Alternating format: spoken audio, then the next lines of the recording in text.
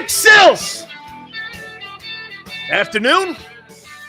Never a dull day here on the National Football Show. By the way, man, I think we're sparking up a relationship with CJ Gardner Johnson.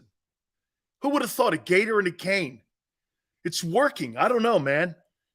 2 days in a row now, we've gone back and forth a little bit here, and we're going to get to the false narrative that's out there that the Eagles offered Gardner Johnson more money. It's not true. It's not true. Now, that's his side of the camp saying that. So we'll get into that here in a minute, but today is opening day of Major League Baseball. I grew up a baseball fan. What's a bigger week or day? I don't know how you can quantify it. Opening day of Major League Baseball or the first week of the NFL season? What has become a bigger day? There's nothing like, for me as a kid growing up in the Northeast, baseball is king. Baseball is king, man. I know other places down in the South, football is even bigger. I get it. And now I'm a huge football fan because the news is mostly football anyway. But opening day used to be huge. Opening day used to be the day where optimism coming out of spring training for your team. Doesn't matter if your team is good or bad. Whether it was the Royals or the Pirates or the Yankees or the Phillies, Cardinals or Red Sox. A lot of optimism. That used to be the American sports day, opening day baseball. Okay? Opening day baseball. Now, I got to feel the opening week of the NFL is bigger. The start of the NFL season, right? The start of the here's why I say it. We're going to move on here in a minute. Here's why I say it. Because baseball has become too regionalized. There's only certain pockets in the country that baseball is still king. Cincinnati, Boston, New York. No one would ever tell me the Giants are a bigger draw than the Yankees. I mean, St. Louis, Chicago. Bears are probably still bigger in Chicago. Philadelphia, it's a great day of sports in Philly, but it's not like the opening game or the opening weekend for Eagle football. It's not even close. Baseball has lost that place. That's why people look at baseball today and go, great, it's opening day, and then you move on for a while. Then you look and see if your team is competitive, and then you get into it, and you're like, okay, last year, the Phillies had a hard time filling the place early in the season, and all of a sudden they started gathering steam after the firing of Girardi, and what happened? Everybody caught fire with it. Baseball's lost the place here a little bit when it comes to football. Football's 24/7. I agree with you, Brian. It certainly is. All right. We're going to have a Howie Roseman conversation today because people have revised history of our friend here, the general manager of the Eagles. We're going to get to that here in a minute, but if some of you follow me on Twitter, and I suggest many of you do, at Dan Sileo Show, Gardner Johnson and I have been going back and forth, and I have agreed, and I agreed with what Seth Joyner said right here on the program. You can go back and watch the interview, JAKIB Sports, or you can watch just the clip.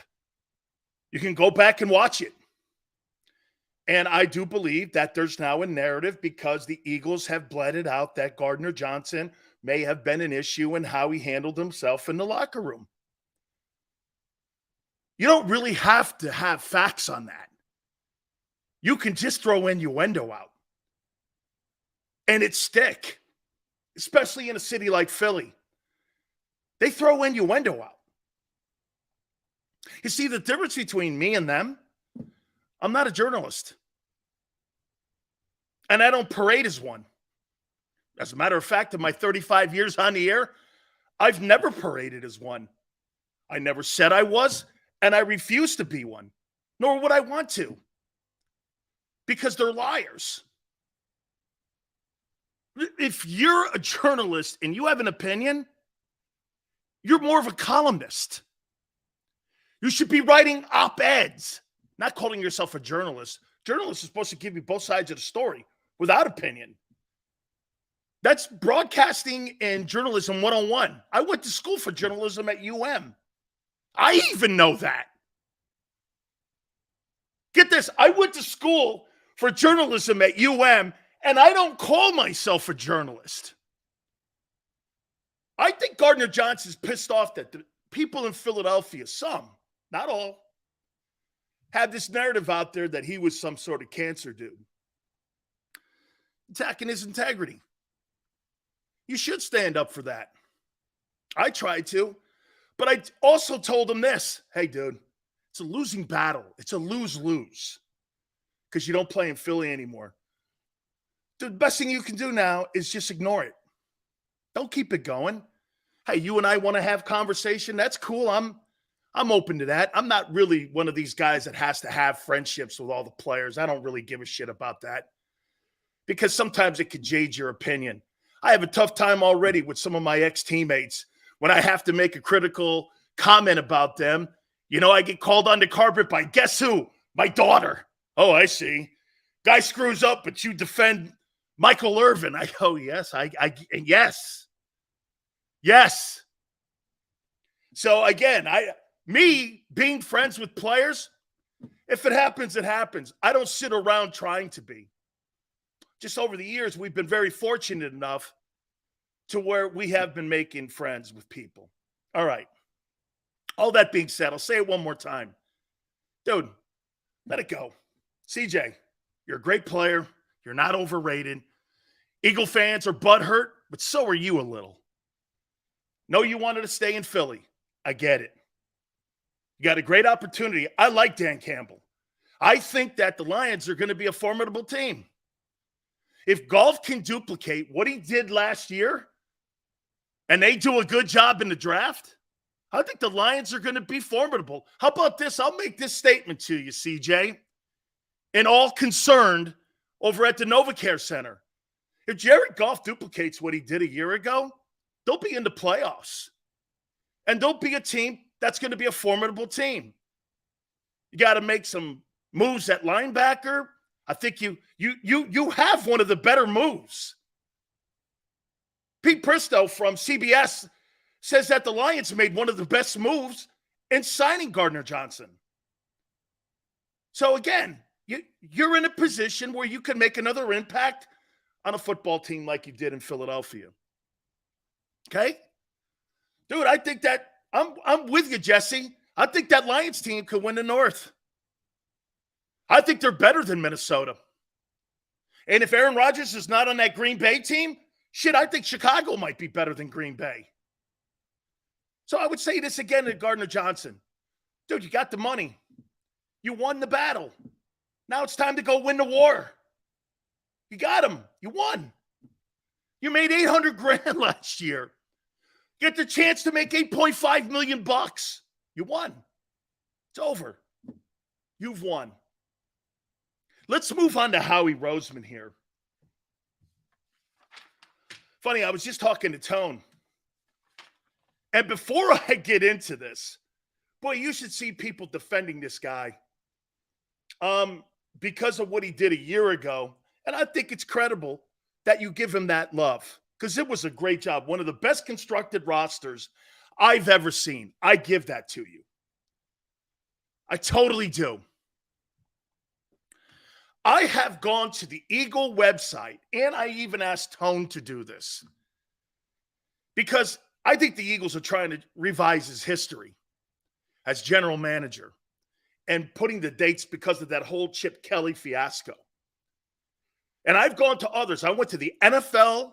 I asked the NFL offices in Park Avenue this morning. I said, give me the resume of Howie Roseman.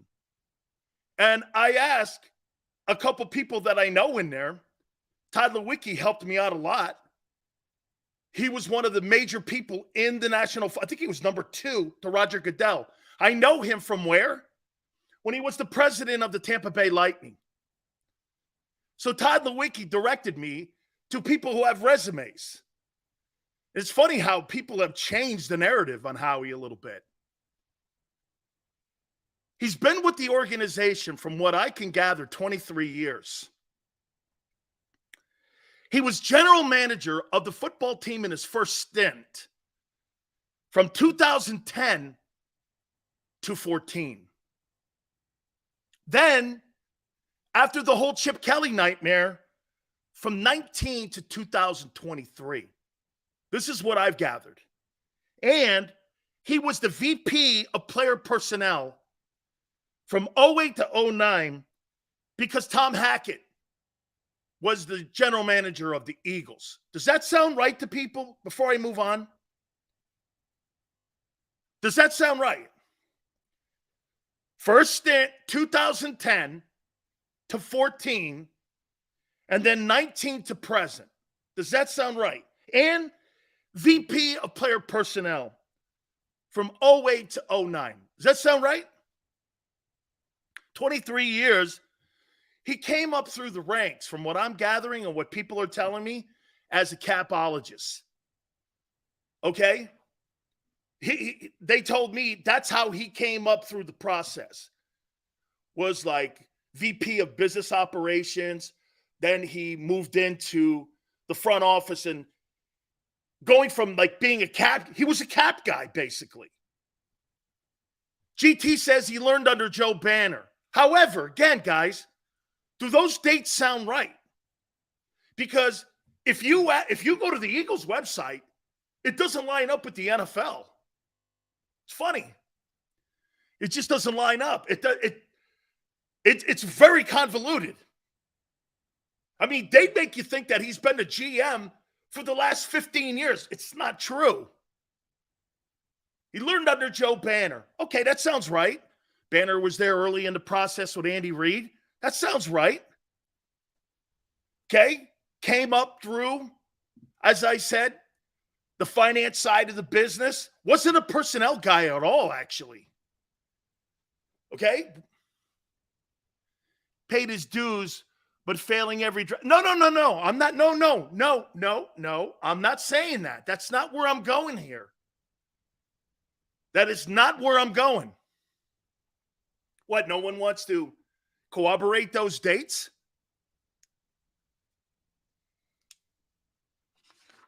Let me move on to this. Okay. Howie's Philly. So, if we're to take what you guys and what everyone is saying about Howie Roseman, okay, Skid says no, East opening day means spring almost here. Okay, that's how I used to look at it too. April, opening of the season. I used to remember April 6th, April 9th. I used to remember all of that. Absolutely. Okay, I should show you guys something here. I'll do that in the break. I got something years ago from the Jackie Robinson Foundation because we grew up around Jackie. And I'll show you something that I have from the foundation that I don't really bring out too often. I think you'll really like it. So hopefully I can find, hopefully it's still where I think it is, because my kid could have moved it, because she shows that I got this item from the Jackie Robinson Foundation. I know Rachel very well. She still lives in Stamford, Connecticut, as a matter of fact. So if we're to go and take Howie and his resume, his convoluted resume, at what it says, here's who the people Howie has drafted on defense that have been impact players.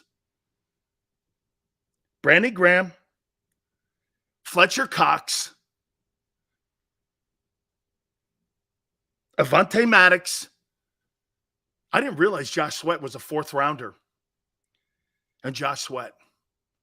Those are the only people I could come up with. And for the record, did the Eagles draft Greg Lloyd and cut him? Did Howie draft Greg Lloyd and the Eagles cut him? Is that how that worked? They cut Greg Lloyd and cut him? I can't be the same Greg Lloyd linebacker that played in Pittsburgh. That can't be.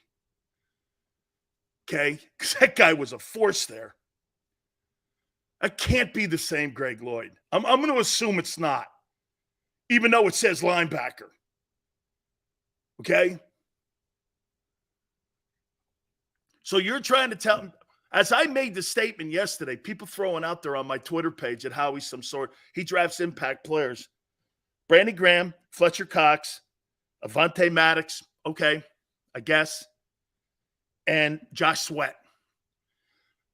I said defense, Jason. Defense. D-E-F-E-N-S-E. Defense. Defense. Defense. Name me another guy he's drafted that has been in it, that you would consider one of the better defensive football players in his time running the team. As I made a statement, they don't draft impact guys.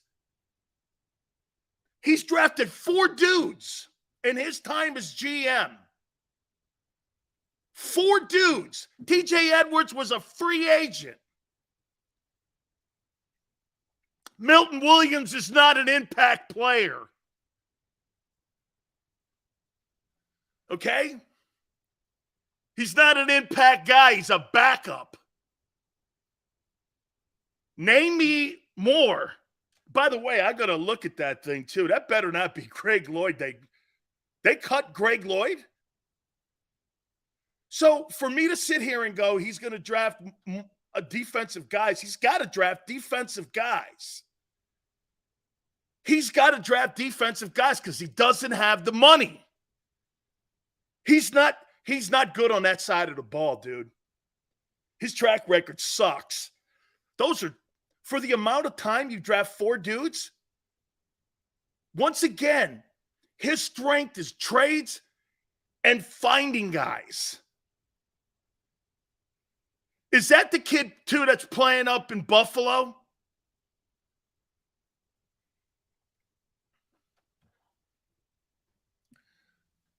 Gold goes, I don't see the point if we win. Well, I'm going to tell you what the point is because of what you had last year.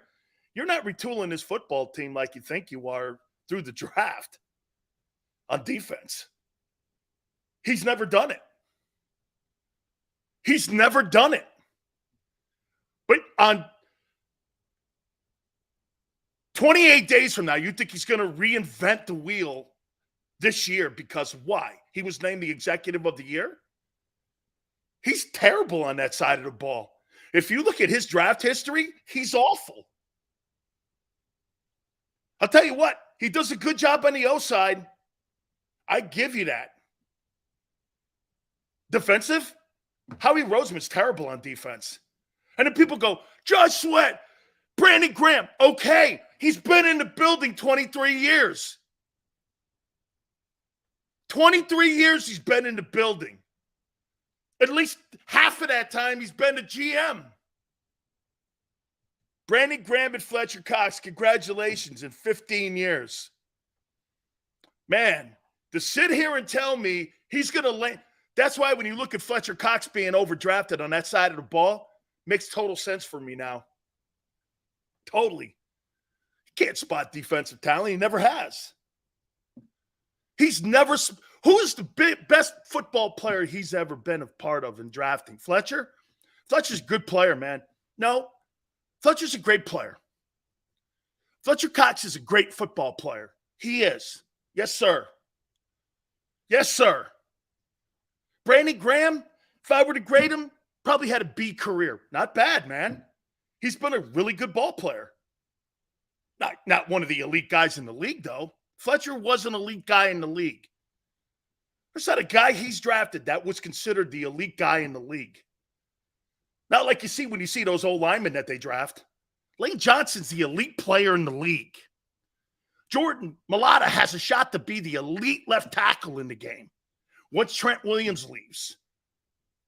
The guy in Tampa and the guy in Los Angeles with the Chargers are probably going to battle him for the best LT.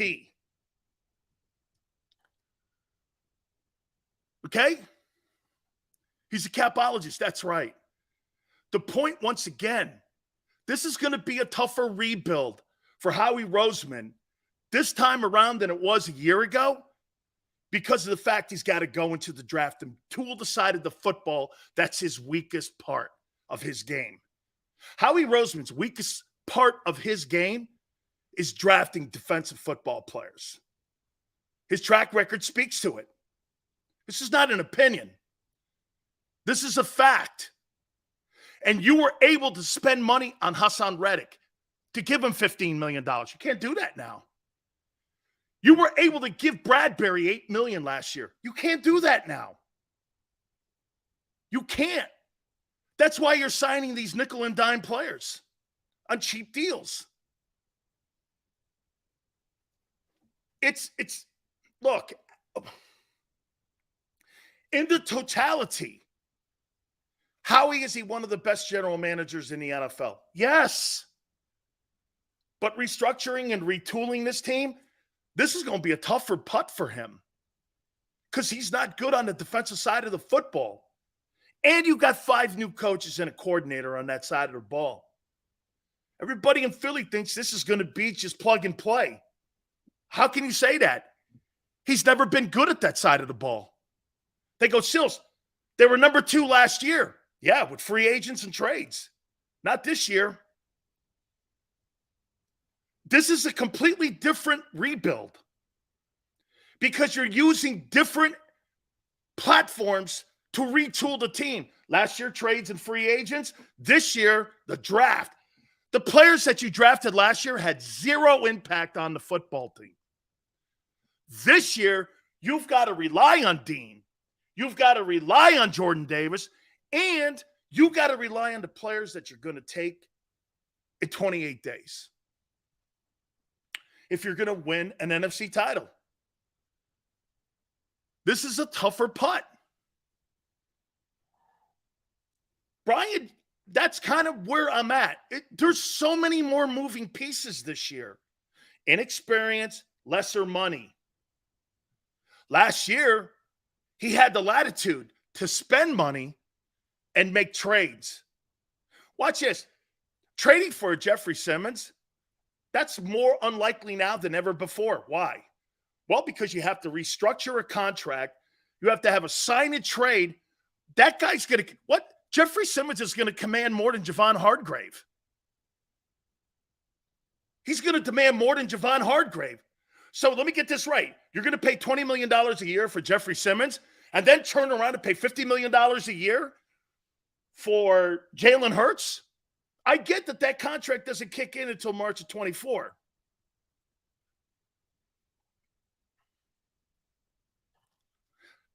Dank goes, you defer the money and spread it out because now with the new collective bargaining agreement, you can do that with the cap. You can. There's more latitude and more team-friendly. There is. But what makes you think Howie is going to land on guys on defense? Nakobe Dean? What linebacker has he ever landed on?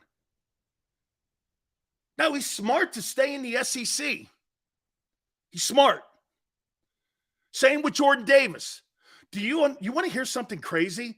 The only reason that I think Jordan Davis and Nakobe Dean could turn out to be something is because they did play in the SEC.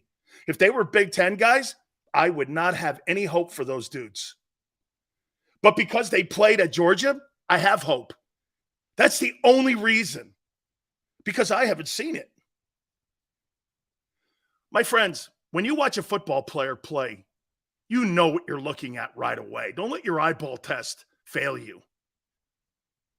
Okay? Don't let your eyeball test fail you. You guys knew pretty fast. Watch this. How fast did you know that Jalen Reagor sucked? How fast did you know Jalen Reagor sucked? How many games did it take you to know Jalen Reagor wasn't the dude that was drafted ahead of Justin Jefferson? How fast did your eyeballs tell your brain that guy's not good? 3 games, 4 games, half a season?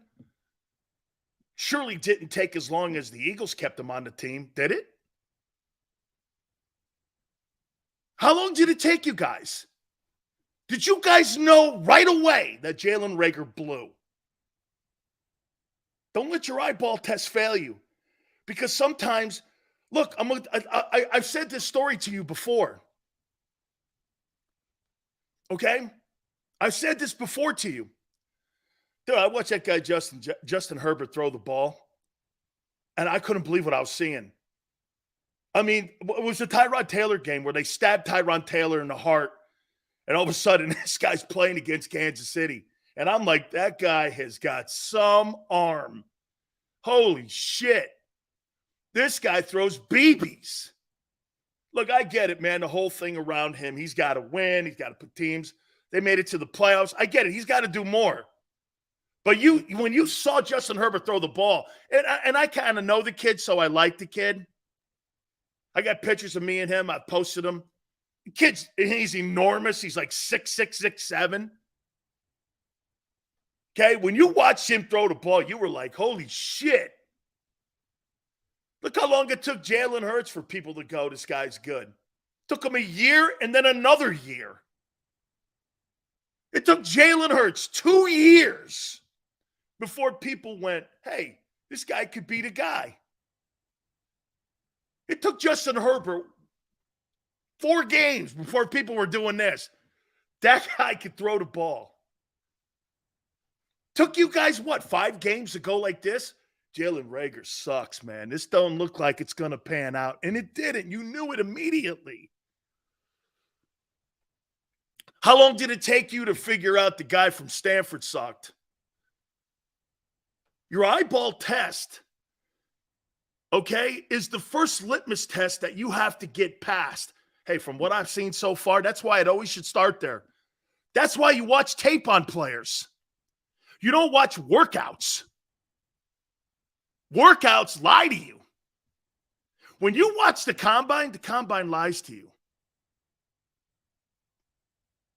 Jimmy Johnson, 101.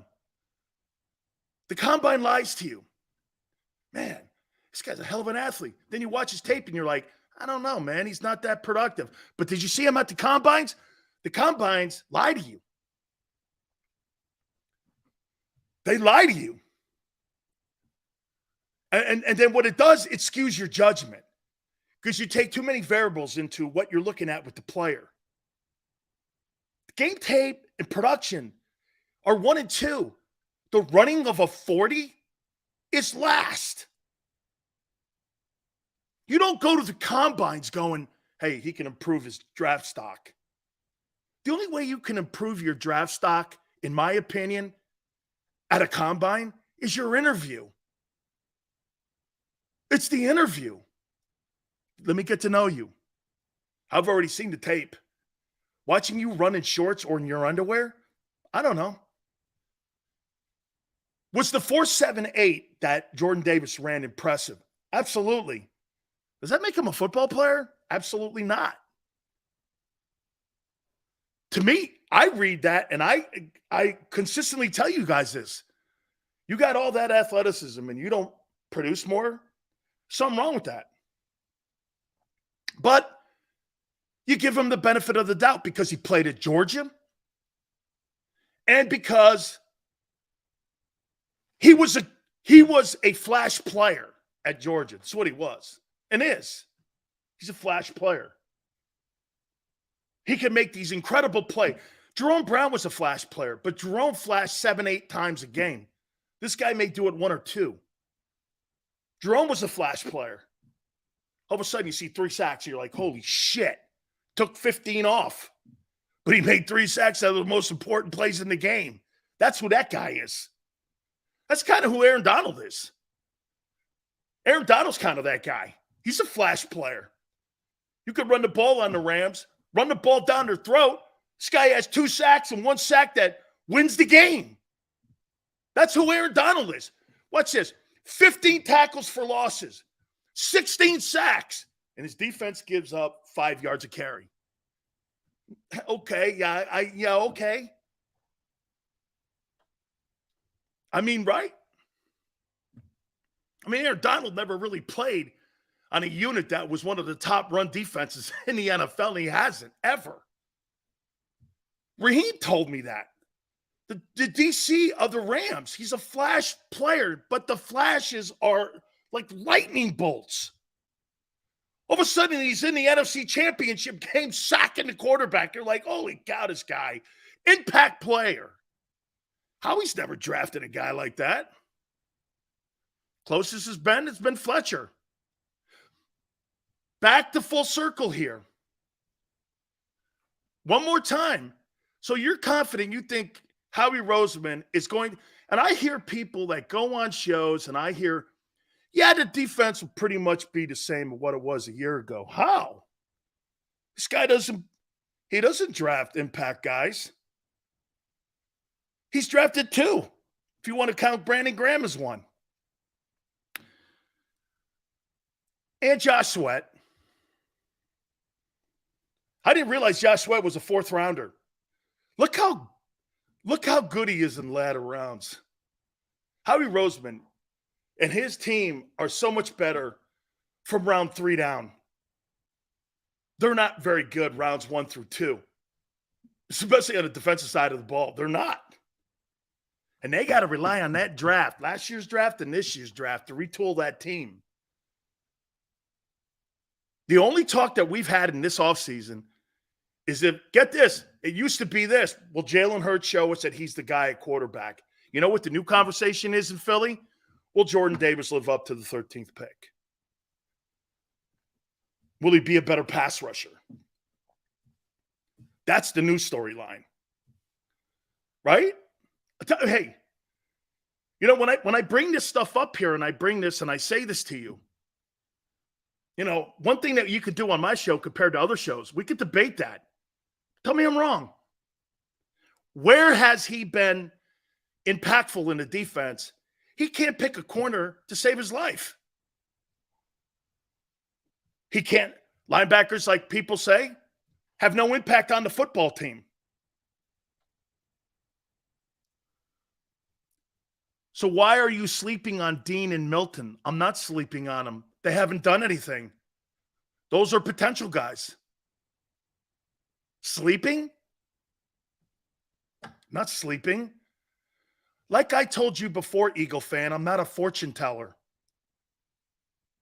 I talk about shit that's going on March 30th, not December 15th of next year or this coming year. It's not what I do. That's not how I do my show. That's why opinions change. Opinions change because players' production changes. People don't get that. You can't stick to an opinion if someone gets better, can you? Can you stick to an opinion if someone shows you improvement? That's called talking with blinders on. That's called lying to the people who watch you or listen to you. Right? Jalen Hurts went like this on a trajectory. I didn't think he was very good in that Buck game. I thought he was terrible. But he's gone like this, right? So you want me to still talk Jalen Hurts Buccaneers? Or do you want me to talk Jalen Hurts Kansas City? You mean I should have the same opinion of Jalen Hurts in the Buck game as I should in the Kansas City Super Bowl? Who talks like that? Who does shows like that? Who does shows like that? Not me, man. I've never.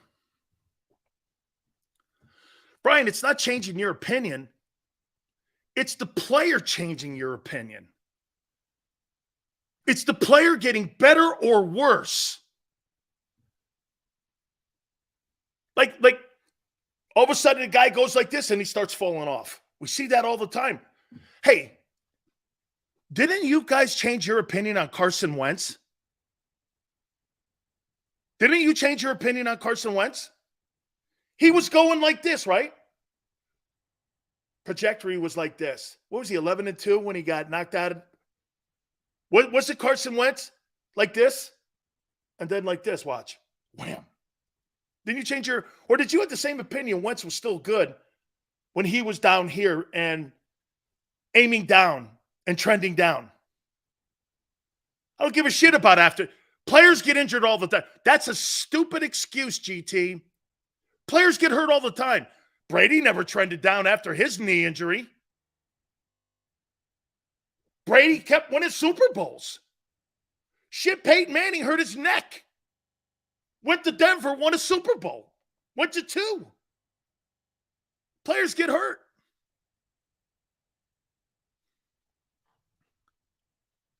Drew Brees blows his shoulder out in San Diego. Goes to New Orleans as a Hall of Famer.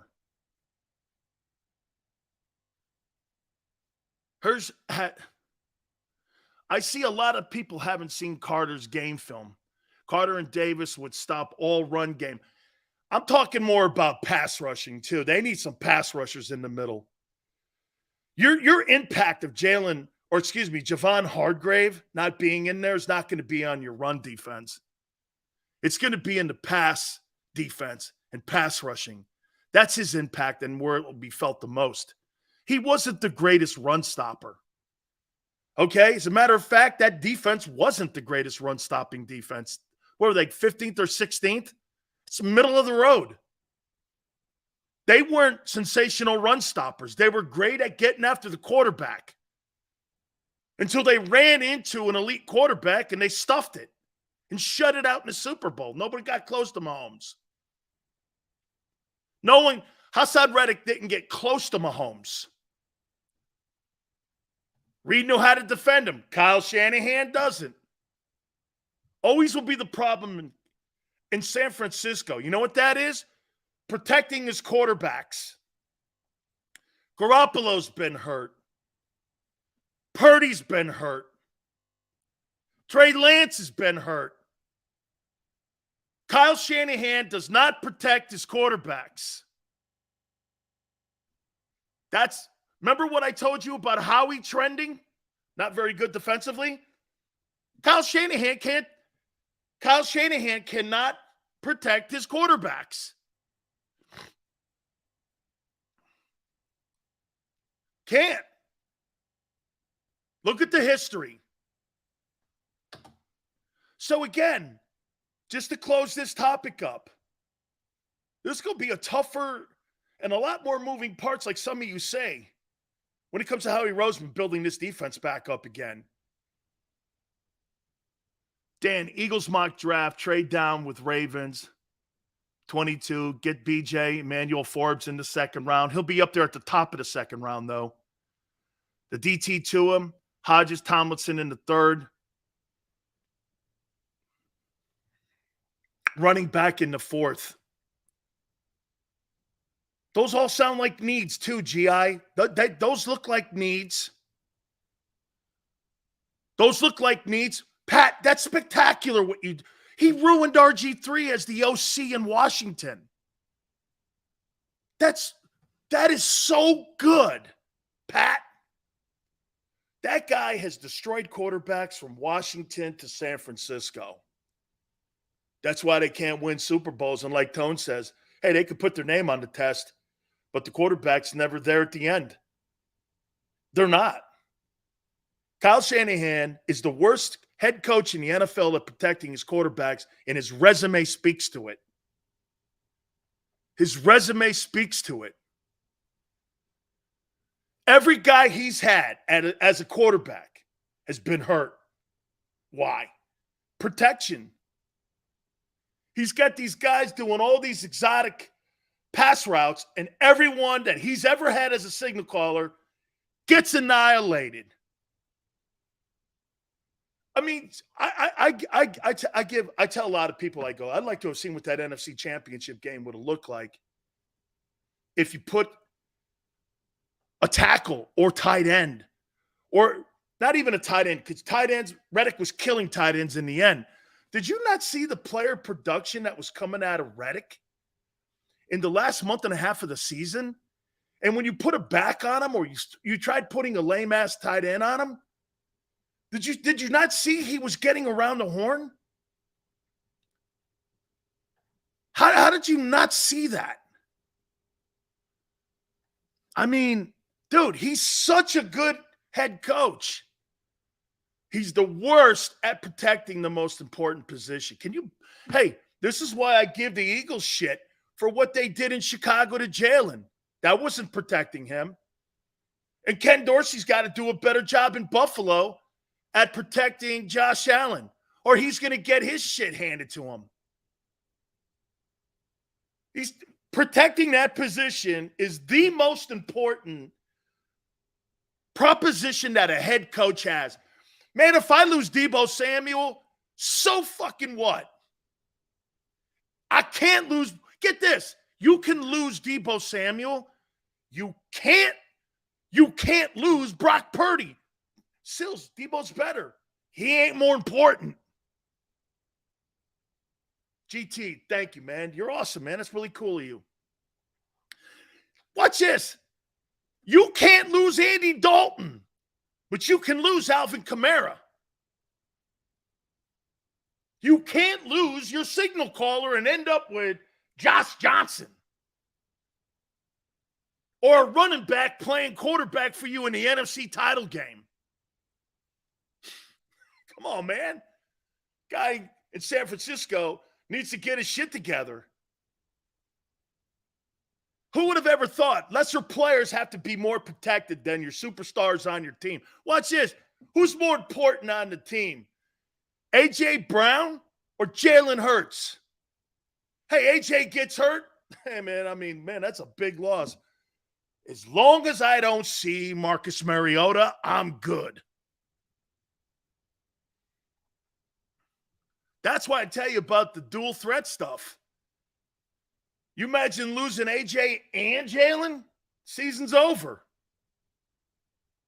You lose Jalen Hurts and you lose AJ Brown, your season's over.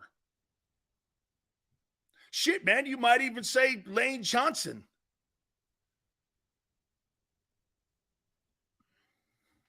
Lane's a pretty important player because he's your best.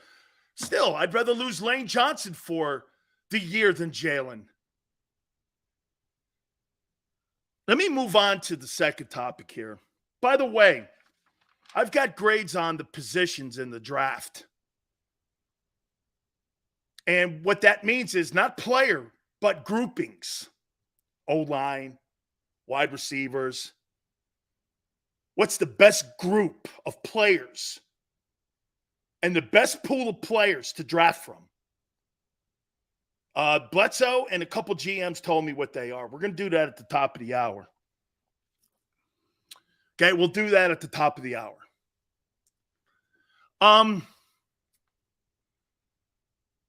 Tell me if you think this is real with Nick Sirianni. Everybody's at the owners' meetings there and answering questions and throwing out things, and looks like a really great time. League's in a great place right now. Do you know Roger Goodell's going to sign a $70 million a year contract? Wow. $70 million. He dwarfs Rob Manfred of the Major League Baseball, Adam Silver, Gary Bettman. He dwarfs those dudes. He just dwarfs those. He's going to make a $70 million per year deal. $70 million. Full benefits for the rest of his life and an insane pension. Everyone's having a fun time at the player's expense. It's pretty crazy. So be it. Tell me if you think this is reality or a mirage. Do people think that Nick Sirianni has more say over the Eagles than what Doug Peterson had over the Eagles? Do people believe, or do you think it's a ruse? Like, here, let me go here with you. Brian Johnson was going to be the offensive coordinator no matter what. And Nick could go out and tell you that he interviewed 100 million guys. Brian Johnson was going to be the OC. I don't care what the Eagle front office and PR people and Bob Lang and all them dudes want to tell you. Do we not agree that I don't care who he interviewed. And quite frankly, I don't believe Sean Desai was a hire by Nick Sirianni. But yet it's now being put out there like Sirianni's got say over the coaching staff. Didn't Nick Sirianni say just a couple months ago at the Super Bowl? Hell, when I got to Philly, I didn't even know who the coaching staff was. I had to introduce myself. Why would the Eagles lie like that? Or why would the media lie like that, that Nick has more say over the team than what Doug did? Why would you lie like that? Sirianni's own mouth at the Super Bowl, he said, I didn't even know who the coaching staff was. I had to introduce myself. Is that because Howie wants it to have an illusion that Nick's a better coach than Doug? So that everyone looks at it as an upgrade from Doug? Right now, Howie wins that. Well, not really, because Doug has proven who he is. Doug's in Jacksonville, one of the shitholes of the NFL, and he went to the playoffs. By the way, let me bury the lead. Doug Peterson is by far a better coach than Nick Sirianni. Miles ahead. But why would the Eagles tell you? Or how about this? I don't know if they're telling you that. It just seems that media people in Philly now are going, man, Sirianni's got more say over the hirings of the coaching staff because he's interviewed. Are you nuts? They're going to run the same defense. And they probably put a priority on that. Hey, Sean, we're going to run the same defense. Can you run the defense that we're going to implement? Yes. Okay. To put it out there that you think Nick Sirianni has more say than Doug. Doug Peterson was fired because he wanted more say. Hey, Sills, do you draft Bijan at 10 and make the offense unstoppable and just fill in the holes in defense and free agency and later picks? I'm over the drafting running back in the first round myth. Totally. He's the fifth best player in the draft. But they won't do that. They won't draft the fifth best player. They'll take some dumbass safety there or something. I mean, dude, I agree with you, Neil. I think the media in Philadelphia teams up with the Eagles and puts out the narrative. That's why when you listen to the national guys, at least you get the real perspective. I found out more that Jalen was hurt from Peter King. I mean, Jalen said he barely could raise his arm in the Giant game. I didn't know that. We assumed it. Nick Sirianni has no more say than what Doug did. So you gave more say to a guy who lost the Super Bowl than a guy who won one for you with two different quarterbacks. How about this? So you think Nick Sirianni could have took Gardner Minshew to the Super Bowl and won it? And you give that guy more kudos than a guy who took a substitute teacher and beat the GOAT. And the GOAT and the substitute teacher got the MVP. And one of the greatest moments in Super Bowl history. Hey, let's run the Philly special. Let's do it. Let's run it. That's coaching, my friends. Let's run it. Man, that moment in that Super Bowl gives me goosebumps to this day. When a player walks over, Doug's got his play sheet like this. He's on the phone with Frank. They're sitting there, and here comes this 6'6" guy, backup quarterback, walking over going, let's run the Philly special. Let's run it. I mean, dude. Hey, seriously, I was in my house that day, and I went, man, I'll never forget that moment. I will never forget that moment. How a player just walked right over, and in the moment, the coach and the player went, yeah. Henry, would have went first in 2015 and AP would have went first in 2007 instead Jamarcus Russell. Absolutely. I told the Buccaneers to draft Adrian Peterson. They didn't want to draft him. I said, this guy's a generational player. Howie's got complete control of the football team is my point. But yet, because at the owners' meetings, they want to put a narrative out. Hey, Nick's really an upgrade. Now here, I want to say this to you. To be fair to the Eagles, every Eagle coach that they've hired since Andy Reid has had a winning record. Okay? It has had a winning record. There's a lot to be said about that. They have had winning records. Okay? So if I have had a coach that has had a winning record every year that I've been general manager of the team, I'm going to give the head coach say in the hiring of the coaches when he never did before? Where does that come from? Except, again, spreading false narratives like the Gardner Johnson stuff. Gardner Johnson told me Eagles offered less money. They didn't offer more money. It's a lie. Offered less. It wasn't a lot less, but it was less. And that tweet was aimed at Philly. The disrespect is real.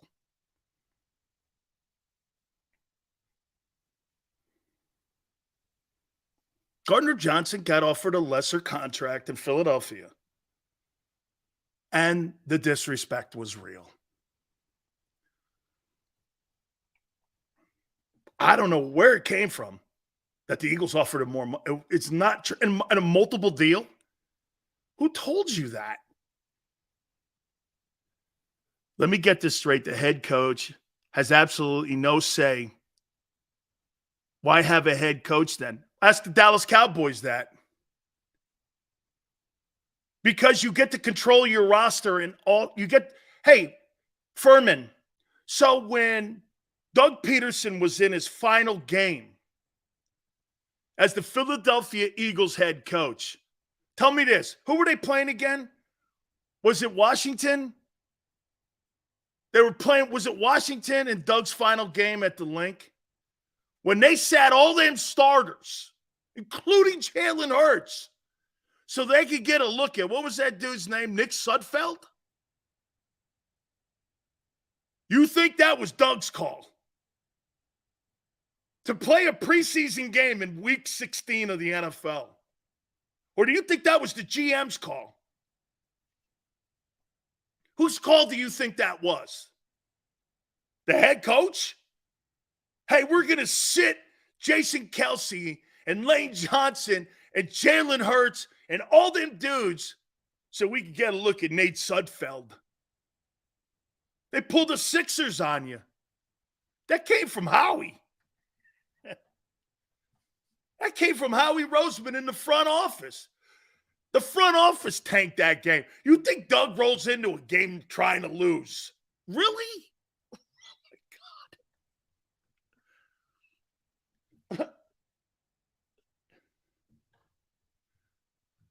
You don't really believe, I know you don't believe that. That was Howie's call.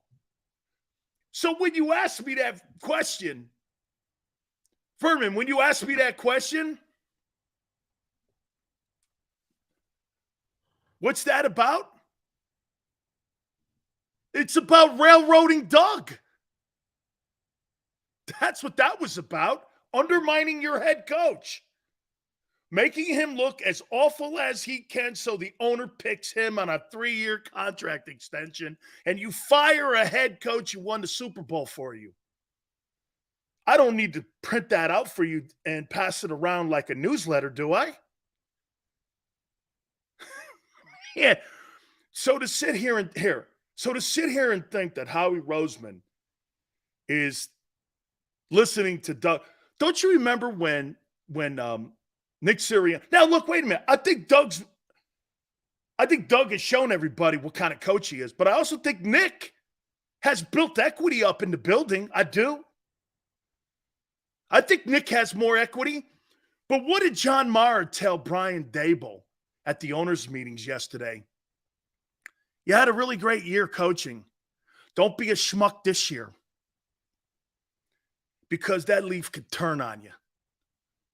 That's Ray Rhodes. Ray Rhodes won an NFL Coach of the Year in Philly. They fired him 2 years later. Matt Nagy was the NFL Coach of the Year. Chicago fired his ass in 2 years after he won that Coach of the Year award. Don't be a schmuck. Because when you got lesser, look at Bill Belichick. Bill Belichick now is being called overrated because you don't have Brady in the building. But yet, the media doesn't want to give Belichick credit for finding and developing the guy into the GOAT. Hey, have the Steelers really been the same since Roethlisberger's left or gotten older? Or have the Steelers been the same since Chuck Noll left? It happens generationally, man. You get a player. You get a head coach who changes the room for you. And that's why people don't win long periods of time in the NFL. Because players get older, coaches get older, and rosters change. I mean, right? Brian says, I think it was when everything went crap, Roseman wanted to tank the game, but Doug wanted to win the game. How do you ever enter a football game where you're not trying to win it? I never want to be part of an organization like that. That was a control game. That was Howie Roseman's. Howie Roseman got his 3-year contract extension tanking that Washington game and getting rid of Doug. That's where he won the power struggle. Gee, I hope this is not some sort of eye-opening epiphany to some. Okay?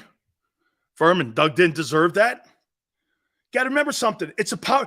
This is what makes what New England did so remarkable. And I'll tell you who I think was the reason that thing worked. Brady was submissive in the role between Belichick and Brady. He was submissive.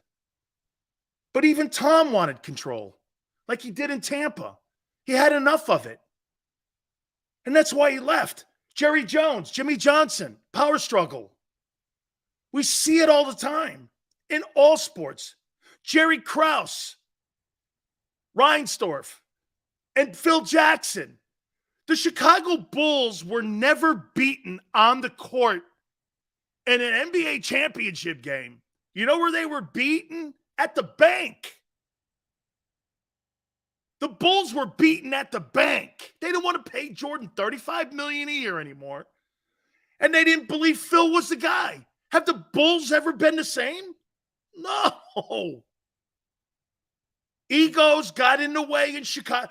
Chicago's the greatest example of how, now look, Jerry Krause can draft.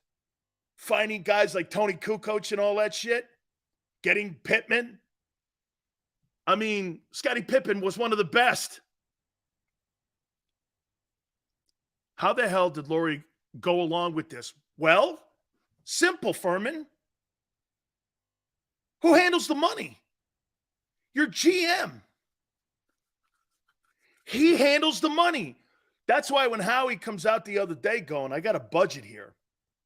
Man, he's already told the owner, we're not spending money on defense. I think Howie did, honestly, I think Howie probably did the right financial thing for the team. Not paying Hargrave $20 million and not paying CJ $9 to $10 million at a safety position. Sorry, CJ, but I'm not paying a safety $10 million, dude. Okay? When I get 2 corners at $14 million, I can't afford you. They cannot afford, no team could. 2 safeties at 14 and a safety at 10? Come on, man. Where's that ever gone down? So Howie looked at what Tone says, impact positions. Well, I'm going to pay the impact positions. I'm going to pay the corners. So he went with the corners and looked at the tackle and the safety and went, no way.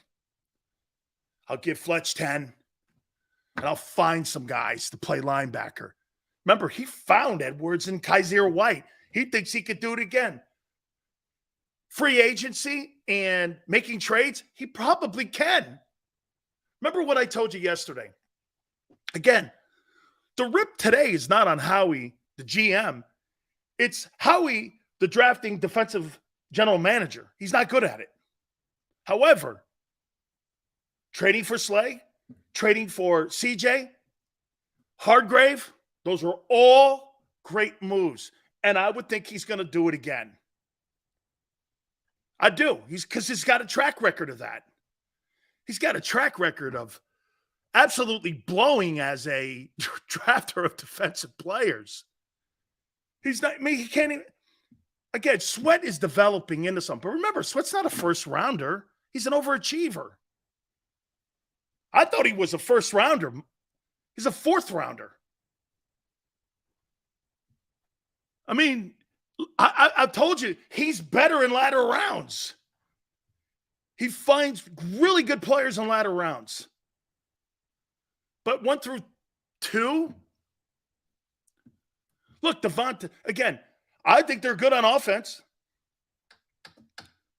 They got Devontae right, it seems, and I think he is. They get the old line right. But remember something about Devontae, too. He's not your number one. Well, we got 2 ones. The other guy on the other side, you really think Devontae Smith is better than A.J. Brown? Come on. Come on. Eyeball test. Remember it. Eyeball test. It's not by a nose. You think by a nose, A.J. Brown and Devontae Smith are like this. That's like saying Devontae and Deebo Samuel and DK Metcalf are the same. Come on, man. Come on. Jalen Waddle and Devontae are probably right in there. They're probably the same guy, Judy. But then you got Deebo, DK, right? You got them kind of guys. Justin Jefferson, right? AJ's bigger. Dude, AJ Brown, when he gets the ball, is like T.O. All right. Groupings in the upcoming NFL draft. What are the strongest positions, according to Bledsoe and general managers around the league? What position in the April draft? Like 27 or 28 days away? Hit the like button. Hour 2. Keep it here on the National Football Show.